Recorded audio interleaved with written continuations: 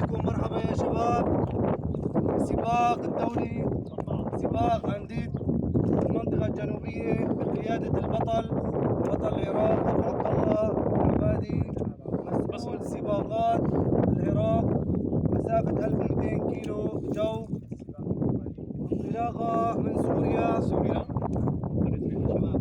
طبعا في هون على قرية الريحانية، هون الريحانية تركيا. يكون سباق ناجح بالتوفيق لأبطال المنطقة الجنوبية. تحية لنادي أبطال الزاجل في سوريا. طبعا الشباب طبعا هلا الساعة 7 تماما ابو عبد الله، هلا الساعة 7 تمام. يلا شباب. الله اكبر، الله. توفيق للشباب، توفيق للجميع.